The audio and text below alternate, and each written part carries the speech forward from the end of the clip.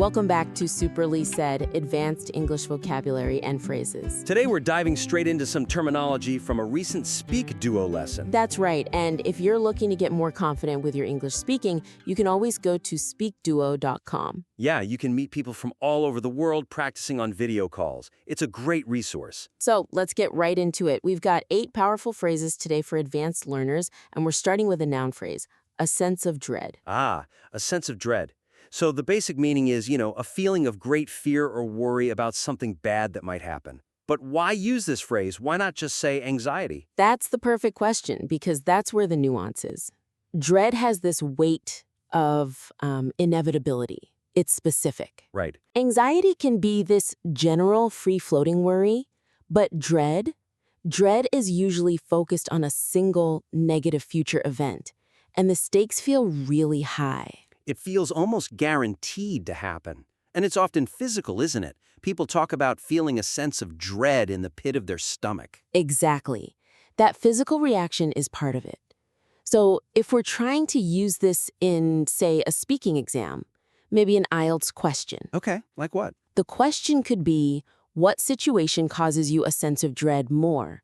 Public speaking or a difficult job interview? Ah, good one. And an advanced response would connect that feeling to a consequence.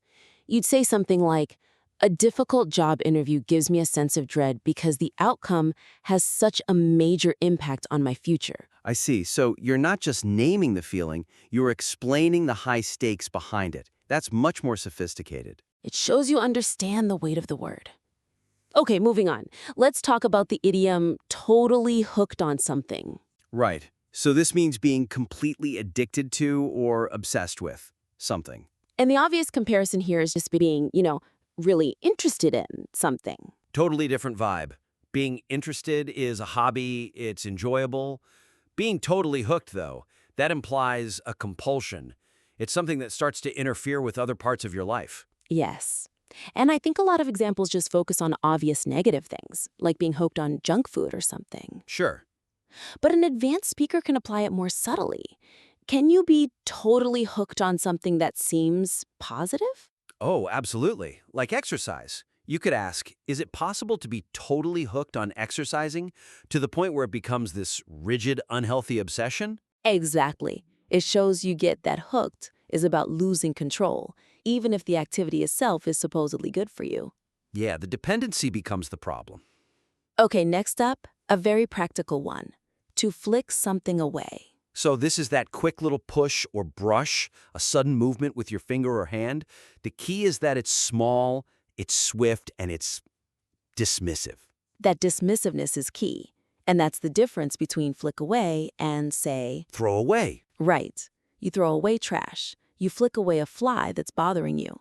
But the really modern, powerful use of this is metaphorical, especially with digital stuff. We're all just bombarded with alerts. Yes. So you could be asked, when you're trying to concentrate, do you tend to flick away notifications on your screen? And a great answer would be, yes, I instantly flick them away or just turn them off completely so I can maintain my focus. It shows you have control over your digital environment. A very valuable skill. Definitely. Okay, what's next? Let's do tipping towards something. This one is all about momentum. A situation is leaning or moving in a certain direction. And if you compare that to just saying it's changing to something, it's much more dynamic. How so? Well, changing to feels final. It's a done deal. But tipping towards suggests it's still in motion. You're watching the balance shift, but it hasn't landed yet. There's suspense. Like watching a scale slowly tip. A simple example could be in a business meeting.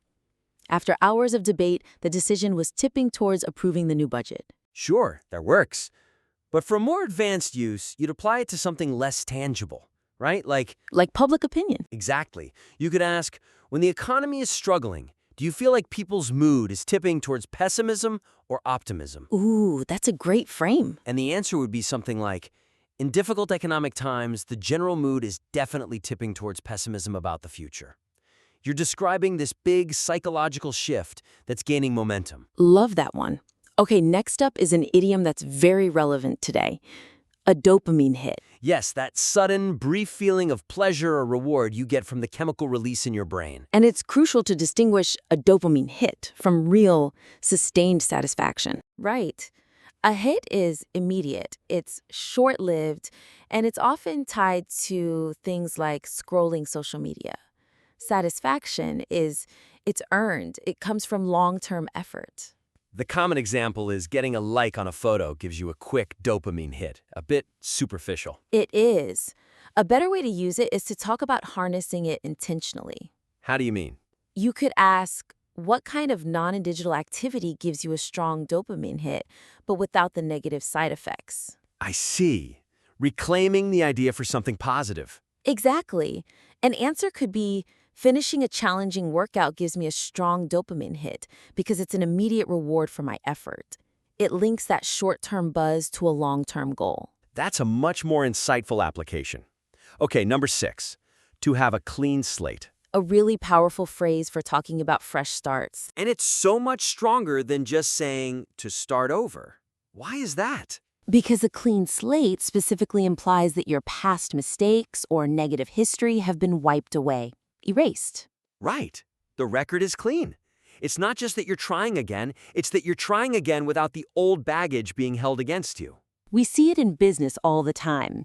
After the company restructured, the new managers were given a clean slate to introduce fresh ideas. So they're not blamed for the previous team's failures. Precisely. And you can apply it to personal life too. For instance, after moving to a new city, do you feel like you have a clean slate to redefine your social life? Oh, that's a perfect use for it. Moving gives you a chance to build new habits and friendships without your old reputation or history following you. It's about that freedom from the past. Okay, next we have the verb to backfire. This means a plan goes wrong in a very specific way. It doesn't just fail. No, it's worse. It has the opposite of the intended effect. It makes things worse than they were before. The classic example is in marketing. The aggressive new ad campaign backfired badly when customers found it offensive. The goal was to get more sales. The result was losing customers. Right, so to use this with more nuance, we could apply it to an ethical situation. Like trying to cover up a small mistake at work. You could ask, can the attempt to hide a small mistake backfire and make the situation worse? And the answer is almost always yes. Trying to hide the error backfires because now, on top of the original mistake, you've added deception. You've damaged trust. The problem multiplies. That's a perfect backfire. Okay, our last one. To be exempt. This means to be freed from a rule or obligation that applies to everyone else. And the key distinction here is between exempt and just being excused. What's the difference? Exempt is more formal, more official. Being excused might be temporary, like being excused from one meeting. Being exempt is often a legal or policy-based status. Ah, I see. So it carries more weight? Definitely. The standard example is good. Due to a serious injury, the student was exempt from physical education class for the semester. It's an official status. And to take that to the highest level, you'd want to use it in a conversation about, say, business regulations or finance. Exactly. Under what circumstances might a small business be exempt from paying certain government taxes? And the advanced speaker could respond, in some regions, small businesses might be exempt from those taxes during their first year to encourage growth. It shows you can use the term in a really high-level, specific context. Fantastic. Those 8 phrases really add a layer of sophistication. I agree. So now let's test how well you've grasped them with a quick quiz. I'll state the phrase and give you 3 options. Let's see if you've got the nuance down. Okay, question 1. The phrase, a sense of dread, describes. Option A, a sudden, brief moment of disorientation or surprise. Option B, a feeling of great fear, apprehension, or worry about something unpleasant. Or option C, a strategic loss of focus to allow the subconscious mind to work on a problem. Feel free to pause here if you need a moment to think about the answer for a sense of dread. And the correct answer is option B. Remember, a sense of dread is that huge fear tied to a specific high-stakes event, like that difficult job interview we talked about. All right, question 2. To be totally hooked on something means option A, To be temporarily interested in a new activity before quickly abandoning it. Option B, to be completely addicted, obsessed with, or dependent on something. Or option C, to have all one's financial assets invested in a single project or company. Go ahead and pause here if you need to think about the meaning of being totally hooked on something. The correct answer is option B. Being totally hooked implies that compulsive dependency, even on something seemingly good, like exercise, when it becomes an unhealthy obsession. Question 3. To flick something away involves option A, to quickly push, brush, or move something with a sudden movement of the hand or finger. Option B, to secretly give a small, unwanted item to another person without them noticing.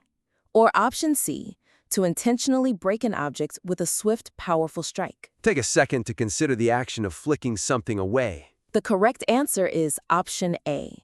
It's that quick, dismissive little action, just like when you instantly flick away those distracting notifications on your screen to stay focused. Okay, question 4. If a situation is tipping towards something, it is option A, stable and unlikely to change direction or outcome in the near future.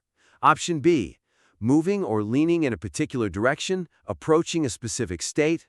Or option C, immediately falling into chaos due to an unexpected severe imbalance. You can pause now if you need to decide what it means for a situation to be tipping towards something. And the correct answer is B. It's all about that dynamic momentum. The outcome isn't final yet, like when the general mood is tipping towards pessimism during a tough time. Question 5. A dopamine hit is option A, a sudden, brief release of the dopamine chemical in the brain causing pleasure or reward. Option B, a long-term, sustained feeling of satisfaction derived from achieving a major goal. Or option C, the intentional removal of pleasure-inducing chemicals to reset mental focus. Take a moment here to define what a sudden dopamine hit is. The correct answer is, of course, option A. It's that immediate short-term reward chemical, which, as we discussed, you can actually harness from positive things, like finishing a tough workout. Right. Question 6. To have a clean slate means to, option A, achieve a perfect score or flawless victory in a challenging competition. Option B, to have a fresh start without any past errors, problems, or previous mistakes being held against you.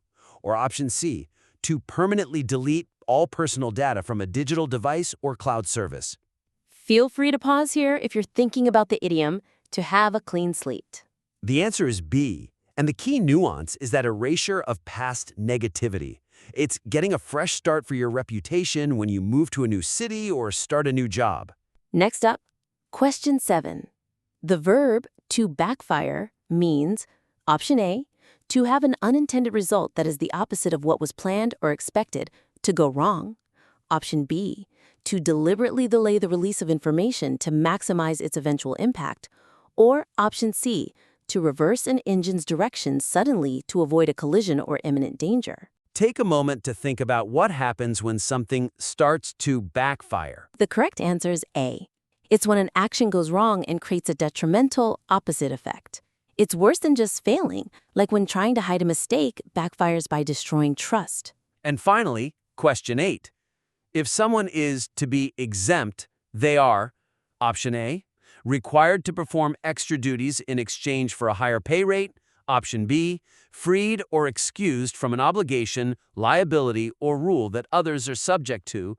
Or option C, barred from accessing a public service due to previous policy violations. Go ahead and pause to figure out the definition of to be exempt. The correct answer is option B. It means being formally excused from a rule for policy or legal reasons, like that small business being exempt from certain taxes in its first year. We really hope this critique helps you not just learn the definitions, but truly understand the context you need to use these powerful phrases in your own conversations. Yeah, using words like dread, backfire and exempt is what really separates basic communication from truly sophisticated English. And remember, you can hear these phrases in real conversations and practice them yourself by joining a session over at SpeakDuo.com. Until next time, keep working on achieving that clean slate in your language goals.